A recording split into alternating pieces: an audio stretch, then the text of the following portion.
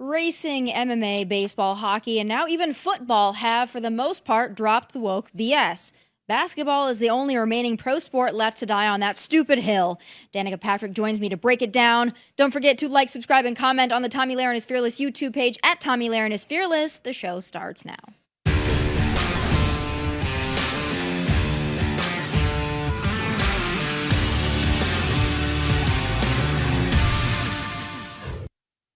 It's official. The Philadelphia Eagles have accepted President Trump's celebratory visit to the White House to commemorate the team's Super Bowl victory.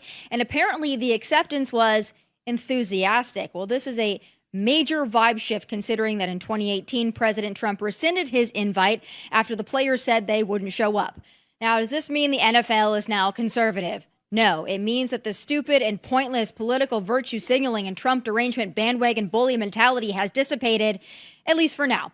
And you know what? Considering where the NFL was with the kneeling and the BLM and the anti-police, anti-American absolute crap of 2015 to 2024, we'll take it.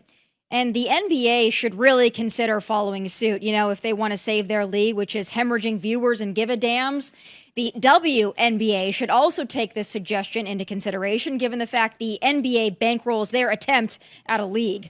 If the NBA fails, then the WNBA will cease to exist altogether.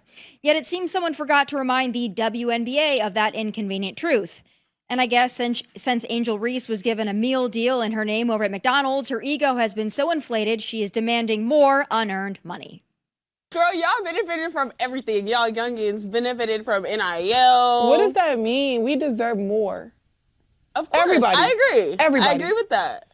But we got to get paid for consequences. Damn, we got to get it up. Y'all got to deal y'all. with something. Y'all got to do something. You need to come to the meeting. I got to get in the meetings because I'm hearing they don't give us, if y'all don't give us what we want, we sitting out. That's a possibility. For real. Yeah. For real. Threatening to boycott when comparatively no one really watches you anyway is probably not the best move. But women's professional sports are so ironic right now because on the one hand, the most popular and well-known female athletes are demanding more money for themselves out of fairness, but say nothing or worse, condone men in women's sports. Fairness in sports means not being forced to play against a dude, not being paid more when you're not worth more. That's my take, but I'm going to bring in an expert. Joining me now is former NASCAR driver and Pretty Intense podcast host, Danica Patrick. All right, Danica, I'm very interested in your perspective on the whole WNBA thing. I think it's just really ironic. Their concept of fairness is just more money, but it's not young women and girls being able to play their sports with other women. I think it's really fantastic mental gymnastics going on right now. Yeah, we're in a cleansing period of that right now, but there's still remnants. I mean, I've always looked at this from a unique perspective because, of course, I was female in a male-dominated world, and I also was paid really well. So the whole idea of women being able to getting paid as much as men has always really boiled down to uniqueness, demand, and what the consumer wants to see. And so, as you stated so elegantly and fun in the way that you put it together in 4 quick sentences, look, they're just not as entertaining to watch. I was racing against the guys, so I was doing the same thing and doing well at times at it. And so, unfortunately, dollars in your pocket as an athlete tend to be driven by sponsors and driven by television. And unfortunately, they're just, they don't have the same numbers for that. So unfortunately, it doesn't translate to dollars in your pocket. Yeah. And then they have Caitlin Clark, and then they just take a crap on her. I don't have a lot of love for her because I think that she's trying to appease the mob. So I don't give her a lot of credit in that, although I give her credit for, of course, her ability and her skills. Mm-hmm. But Danica, I put you in the same bucket as someone like a Ronda Rousey, who famously said back when she was at the height of her game in UFC, Hey, listen, they don't pay me this much or pay me because they're trying to be nice to me because I'm a girl. They're paying me this much because the supply and the demand is there for me. People want to watch Ronda Rousey. People want to watch Danica Patrick race. There's a demand there. So that's completely separate from just pay me more because I deserve more because the guys are making this. But people are not watching the WNBA. They might be watching it more than they used to, but they're not watching it to the same level. So to me, if you're going to talk about fairness, it's about what you're worth. And I think that women are worth having their own sports and categories and being able to change in a locker room without having to look at male parts. But I don't think that they're worth just making more just based on the fact that they're women and men make a certain amount. And I think it's really confusing for female athletes to take this stance. Are you surprised at all at some of the great female athletes not taking a stand when it comes to men and women's sports? Well, are they being asked, number one? Number two, are they participating, and would it rock the boat, and where do they lie politically? I mean, I have to say from my perspective, I didn't really touch religion and politics while I was in racing, while I was doing my job, while I was doing my sport. Like, those were just things that you generally stayed away from. And I was fine with that. Like, I'm okay with that. It didn't mean I didn't have opinions. But I also didn't pay attention as closely. There was a large span of time that I didn't watch the news at all. And so I'm okay with that, because I really think that you go to sports to get away. You go to escape. You go to be entertained. And, I was taught so simply by looking at my passport when I was traveled to Japan for our race over there. And in the passport, there's an extra stamp because you're working, and it says entertainer. And that's what we are. We really are. Sports are entertainment. This is modern day Coliseum stuff. And so they're not there to be reminded of the political issues of the world and all the other things going on. They're there to be entertained. And that's why Caitlin Clark's getting paid so much now, because she's entertaining. People want to watch her. That's why Ronda Rousey got paid well. That's why I got paid well. And, if you have something that is interesting to people and unique and fun to watch, then you're going to get paid for it. And that's such a trickle down effect from, television, commercials, sponsors through down, or, in my industry or Rhonda's especially, these are direct sponsors to you that come in because they want to be a part of what people are paying attention to on television. I wish we could go back to a place where politics and sports didn't intersect, but I don't think we're ever going back there. And for me, just at the least, let's just have an even playing field. What bothers me about this, because I agree with you, I really don't want to know the political opinions of anybody, no matter what sport they're playing. I really could not care less. They have the right, and they have the free speech, and they have a platform, and so I guess it's their right to use it. I would prefer that maybe they were a little bit quieter about it.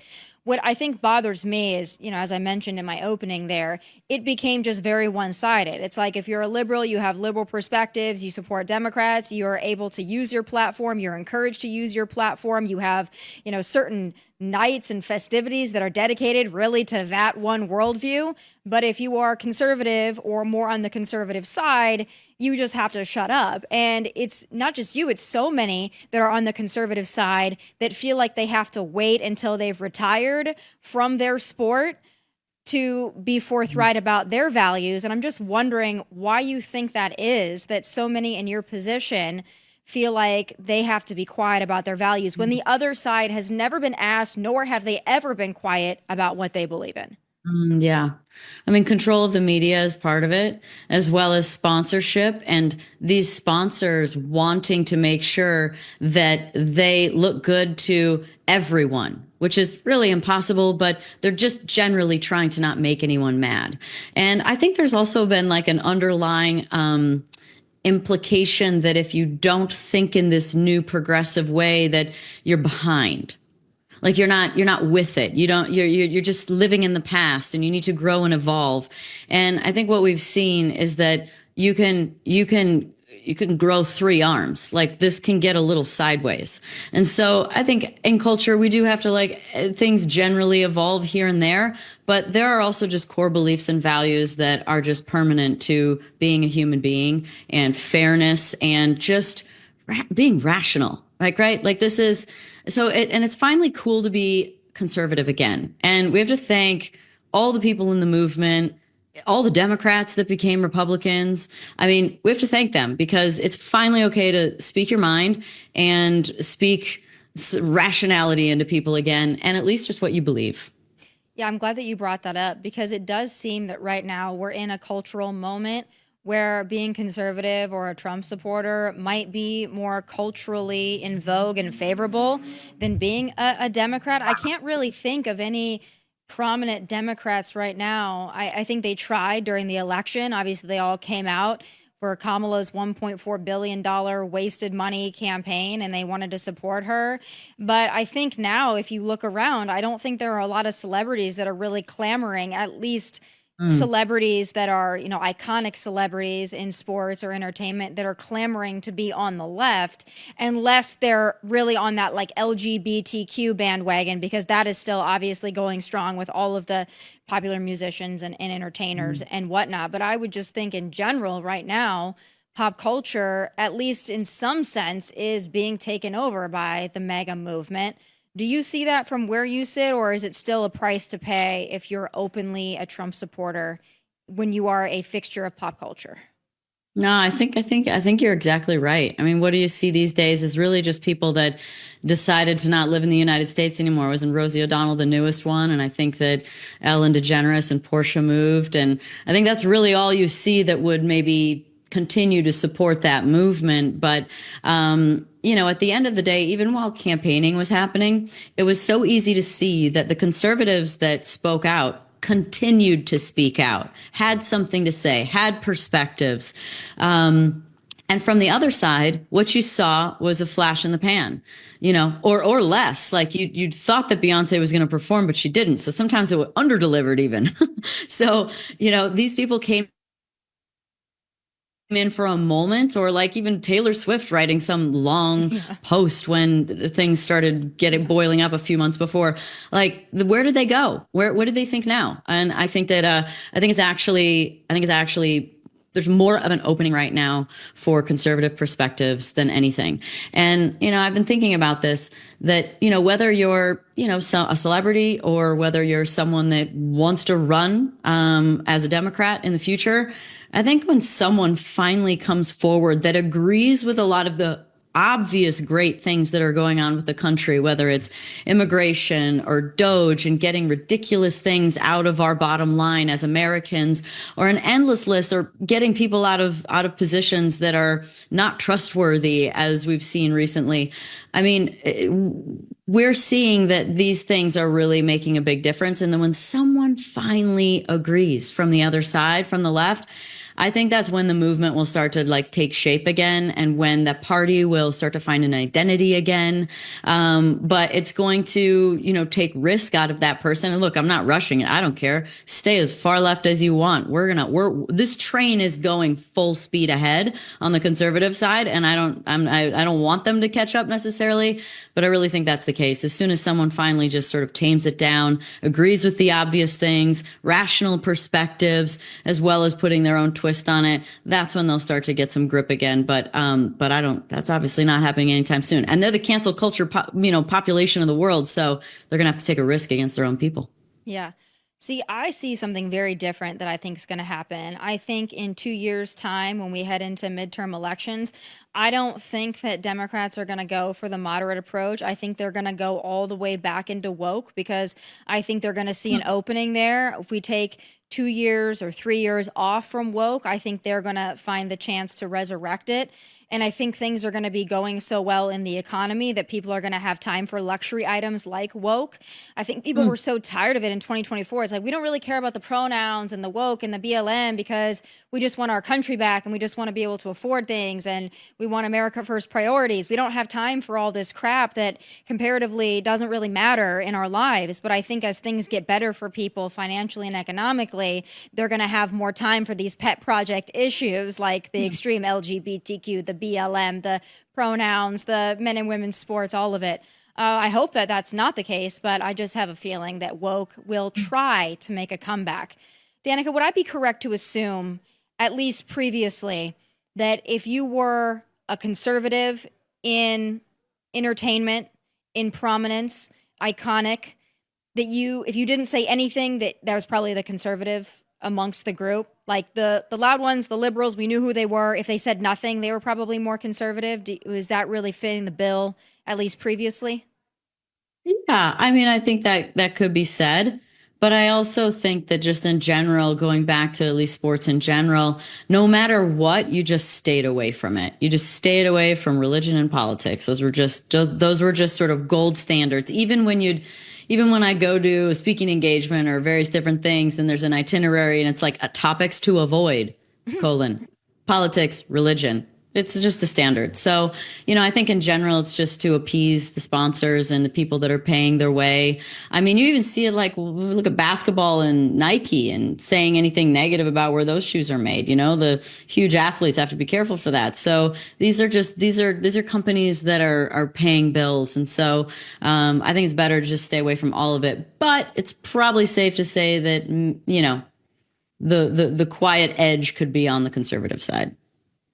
Yeah, I agree. I also think that the COVID era, I would have hoped that would have awakened something in some people because you can stay out of politics. I mean, you don't have to get into religion and politics as an actor or as a celebrity or as a sports figure because the payoff there really isn't great. Like, you might think you're using your platform to make this huge change, but you're probably not. However, the COVID era to me, I wish more athletes and I wish more public figures and entertainers, I wish more of them stood up and said something because what was happening was so egregious and there was so much suffering due to the lockdowns and the shutdowns and the masking and people dying alone in nursing homes and people missing major life events and the generational learning loss. I think more people could have risked a little more to stand up and at least say something about that. But a lot didn't, and a lot were on the other side. Why do you think that is?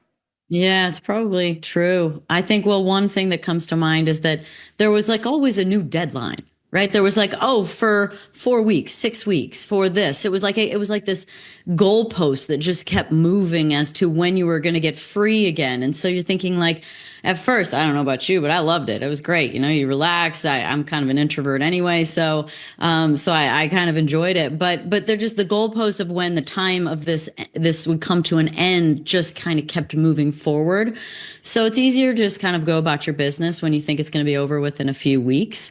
And then I think also, there was so many complicated layers as to what you could and couldn't do based on, going out in public. You would get in trouble for walking on the beach or walking outside on a trail or moving forward into sort of like what you were able to do travel wise or access wise based on statuses. It's like, there was so many things to sort of evaluate during that process. I think it was easier for people. And look, at the end of the day, it was very emotional. It was very divisive. Like this was, because people were dying. And so, it's like you're sensitive to that as well. And so you don't want to sort of, crap on something where someone actually has reached a critical loss with that. So, it was a very weird time.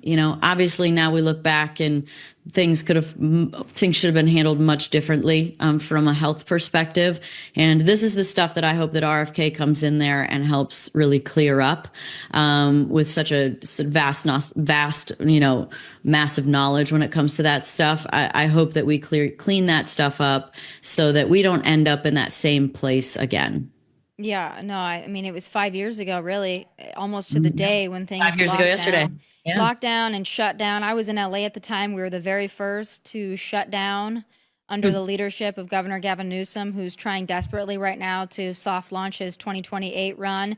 I believe it was the dumbest time in American history. I was very outspoken about it from the get-go. I think anytime you lock healthy people in their homes so that they don't get COVID, when COVID was going to be inevitable, and getting it and having immunity for those that were healthy and didn't have pre-existing conditions would actually have lessened the era and the time frame of everything we were going through. I thought it was incredibly stupid that we stayed quiet for so long and complied with so much crap that we complied with. But again, 5 years ago, let's hope that we never do that again. Are you surprised at the way that some on the left have turned against RFK Jr.? Turning against a Kennedy just because he's now in the Trump administration or endorsed Trump or went against Joe Biden, who was clearly a cognitive failure. I was a little surprised by that, going after his wife, Cheryl Hines, as well, another fixture of Hollywood. It's amazing how they turn on people so quick and in such a vicious fashion. I mean, yeah, even like when you mentioned Cheryl, and it's like, her whole community shuts her out. And you have to wonder why. And I mean, the only thing I can go back to is what I just finished with it all, which is that it was emotional. And, if, people made this decision, it's hard for them to go back and say it was a bad decision or that they were wrong. But I mean, this is like where culture, where propaganda, where media can really infiltrate you. And depending on where you live, your environment, your friends, your family, your jobs, it can be probably, obviously what we've seen is it's a psychological warfare. People are truly made to believe a certain way based on these environmental things, who's there and what they're saying. And so this is why, when we look even further than that, when we look to children and we look to school, we look to universities, we have to be really careful what kind of information is put out there. And I'm proud of parents for standing up for their kids. But I think that, up next, maybe universities and higher level education where, you're looking at an environment where it's dominated by Democratic professors, and not that they're all bad, but just that it's a general sort of culture perspective. And so, we have to be careful that, personal perspectives and viewpoints are not, made to be a belief of those who are learning from that person. When you came out with a more conservative perspective, did you lose friends? Did you lose endorsements, opportunities? What was that like? Actually, no. As negative as it was and as shocking as it was when I came out after going to AmFest in 2023, December of 2023, and there was sort of an uproar there, and then getting more and more and more into politics as the year went on. Definitely perspectives. Like, shockingly, people would be like, "I can't believe you believe these things. I didn't know." And I'm like, how did you not have any idea? I was a race car driver and I ended up with a good few years in NASCAR at the end. So, I had an American flag on my gloves, on my shoes, on my helmet. I'm probably a proud American. And unfortunately, that's kind of what ended up making me the most mad and motivated in the end, was just that the fact that an American flag saying I love this country are Republican perspectives and beliefs as opposed to an American thing. I just think that until those things are American and not Republican, the job is not done. Yeah, you bring up a great point. If someone proudly sports an American flag, it's a pretty good chance that they're conservative. If they have an American flag on their porch, pretty good chance that they're a conservative. And you know what? The Democrats gave that up. Like, Democrats decided they didn't want Bibles and American flags. That wasn't us just co-signing it. It was like them saying, we hate these things and we don't love America and we don't want religion and we don't, this was them doing it. It really wasn't us taking it. I guess they took the rainbow and we can't use rainbows anymore. And we took the American flag. So I think it's a good trade-off. But, kind of going along with that, the whole BLM era, there was a viral clip yesterday of the rapper Lil Yachty saying that BLM was a scam. And we all know it's a scam. But back in 2020, people worshipped BLM. People posted black squares. And that, for me, used to be, I don't want to say a litmus test, but back in 2020, if I was meeting somebody and I saw they had a black square around May of 2020, I was like, yeah, this person probably maybe isn't for me. I will get to know them, but it's not for me. But there was intense pressure for people to blindly support BLM. And I think that's dissipated now. They're removing the mural at the DC Plaza. The Trump administration said we're not having Black Lives Matter. It's a sham organization. It's a scam. But, what do you think about the political pressure really in all sports to kneel, to boycott? That was, again, right along with COVID, a really emotional and, in my opinion, very stupid time. I think a lot of people use it, especially once the movement gets started, to get attention. Or, well, let's face it, even the kneeling was to get attention. It's all about attention. And so it's a lot easier to follow along with something progressive that's getting traction, because, again, until recently, just in the last couple of months, those things were all very well promoted. They were very well supported.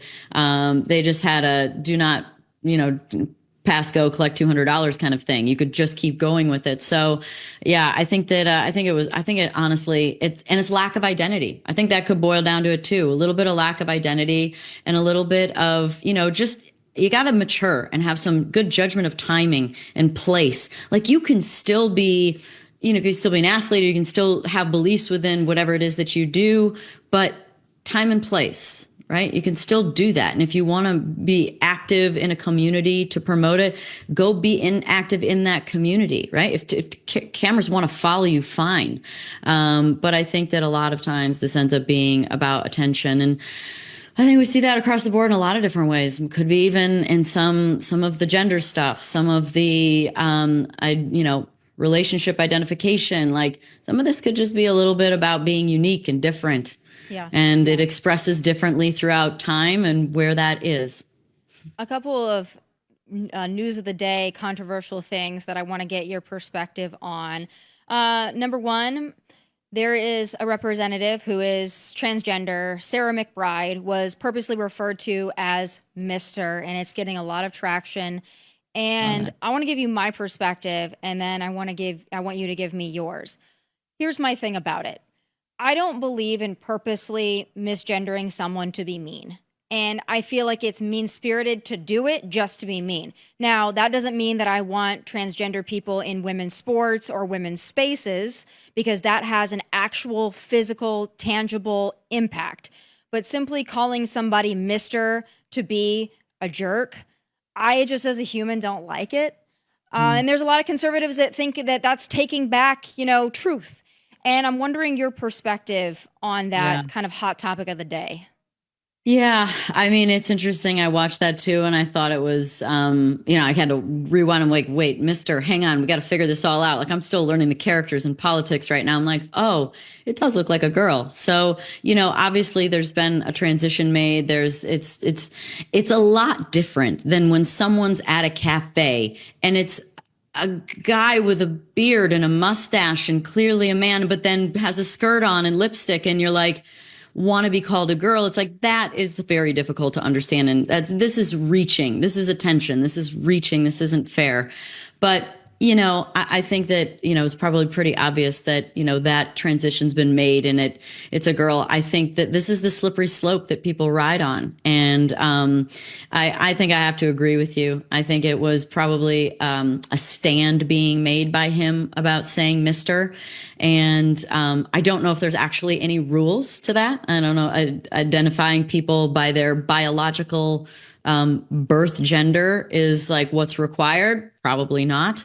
Probably this is someone with an opinion and a perspective on something where maybe they've also been really, really abused in a way that they didn't want to, and had to sort of toe the line in a way that they felt was really out of integrity to themselves. And now maybe this is someone making a stand to say like, oh, finally I can say what I want. But I think it's inappropriate. I think, look, this is clearly looks like a woman, and it was done twice. Yeah, it was done purposefully. I mean, we know it was. It wasn't like, oh, whoops, I accidentally, I was confused. That's one thing. Like, I don't believe in having it like people have, the fits and the tantrums when a random person misgenders them. It's like, please, we can't keep up with your identity. When you do it purposefully to humiliate somebody, I just don't think it's a good look for conservatives. And a lot of conservatives hate me for saying that, but I think that you can be conservative and you can stand for biology and you can stand for the integrity of women's sports without having to just go out of your way to be mean to somebody for the sake of being mean, which brings me to my second point, kind of a controversial thing, and bringing the UFC thing back into it. So I did my commentary yesterday on the Tate brothers and wondering why they would be welcomed into the conservative movement, like as a face or a poster of the conservative movement. I personally don't like the Tate brothers. I don't like what they stand for. I don't like their commentary. I don't know how familiar you are with them. Their legal case aside, I'm not even talking about that. I just don't know why we'd be like, yes, Kanye West and the Tate brothers, that's a conservative movement. To me, I just don't think it's a good look. But I posted the video, and of course, I have several conservatives coming after me saying, oh, you sound like a liberal. And to me, it's like, no, I just don't like them. I think they're gross, and I don't think it's the best look. But I'm wondering your perspective on that. They were at UFC in Vegas over the weekend getting an embrace from Dana White, which I thought was a little odd. They are shock value. Right. I don't actually think that some of their perspectives are that wrong, but some of them are. I mean, I watched a clip this morning that was of him saying that basically women have nothing to offer except babies. Literally nothing to offer. And I think one of the points that was made was that, do you think Putin's calling his wife for help about something? He's calling his director of national intelligence and I was thinking, wait, ours is a woman. So you'd be calling a woman. Yeah. So, Tulsi Gabbard. So, I think that, I think they're just shock value, and they're tapping into this sort of group of men who I do feel bad for men. It's probably been a really hard time over the last 5 years to know, like, how vulnerable are you supposed to be? What am I able to do? Can I come on to a woman? I mean, being a guy, I do think has probably been hard in the last good few years. But men being criticized for this, for toxic masculinity. And so they've come in, the Tate brothers, to be sort of their, like, flagpole of like, oh, see, we can be like that and still have it all, and women and money, and this is the way it's supposed to be, and stop trying to make me be a woman or make me be soft. But they go really far. So look, there's shock value. It's entertaining. Well, let me ask I don't you think this, that Danica. anybody rational really trusts everything that the Tate brothers say. I would hope not. But I want to ask you, because obviously you're not only an icon, but you're a beautiful, strong woman. So if somebody like a Tate brother, and you saw, somebody that you were maybe gonna date or whatever, you saw the way that they talked about women and they said, oh, like, I'm masculine and women are only good for this. Like, would that be somebody that you would personally be interested in as a strong woman that a lot of men would die to be with, by the way? That's a great question, because I think a lot of these guys want their life on some level, but, and all their women and all their cars and whatever else. But no, the answer is no. The kind of man that is attractive to me is someone who respects women, someone who respects a woman for being strong as well and is not intimidated by that. To me, that speaks volumes about their own integrity, their own confidence level, and to understand that I'm okay. Men and women are different, and thank God they're different. And we have different skill sets, and it's about two people being able to honor what those two skill sets are. And when that comes together with respect and integrity, great, even greater things happen. This is the sort of two become one, and one becomes more. Right. Well, I really appreciate your perspective on all of that. I think it's so important, and a lot of women and men look up to you, and I'm really appreciative that you took the time with me today. Thank you so much, and I hope to have you back one of these days. Love to. Thank you so much. Thank you. All right, folks, the left never gave one hoot about free speech until they could use it to justify terror sympathizers on college campuses, and I have some final thoughts.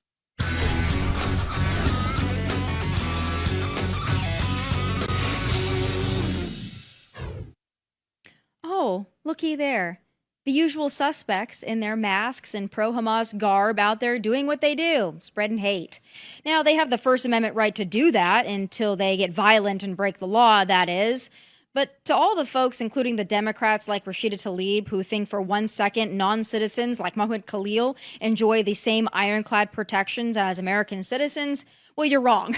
The Immigration and Nationality Act states, quote, an alien whose presence or activities in the United States the Secretary of State has reasonable ground to believe would have potentially serious adverse foreign policy consequences for the United States is deportable. The term alien refers to anyone who isn't a citizen or a national of the United States. So sorry, Khalil, not only do you not represent American values, you're not an American.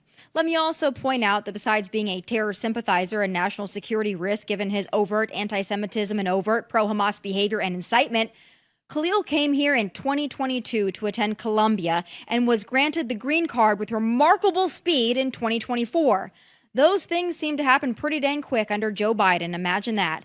But it doesn't really matter, and it doesn't really matter he's got a pregnant wife. Perhaps he should have considered the ramifications of his actions as he was inciting hate against Jewish students on campus. And for the suddenly so free speech Democrats, please spare us the outrage. Democrats never spoke up when American conservatives were silenced and censored over COVID vaccine skepticism or the Hunter Biden laptop from hell. But shocker, they're so chirpy to defend a non-American pro-terrorist dirtbag. So on brand it hurts. But again, it doesn't matter. You're not in charge of immigration policy anymore, so your say-so doesn't matter. And what makes these pro-terrorist little turds think that being in this country is their right? It's not. If you want to come here and stir up intifada, jihad, or terrorist ideals, this administration will kick you right on out. And the world should be on notice. The United States is not the dumping ground for your trash. We will return to sender. And those are my final thoughts. Please be sure to tune in live tomorrow at 1 p.m. Eastern. Catch full episodes on outkick.com and Fox Nation. Please like and subscribe to the YouTube channel at Tomi Lahren is Fearless. From Nashville, God bless and take care. Hey, thanks for watching. If you want more of my hottest takes, must-see conversations, and of course, my final thoughts, click here and make sure you subscribe here so you never miss a beat. I'll be here every weekday, and I hope you'll join me.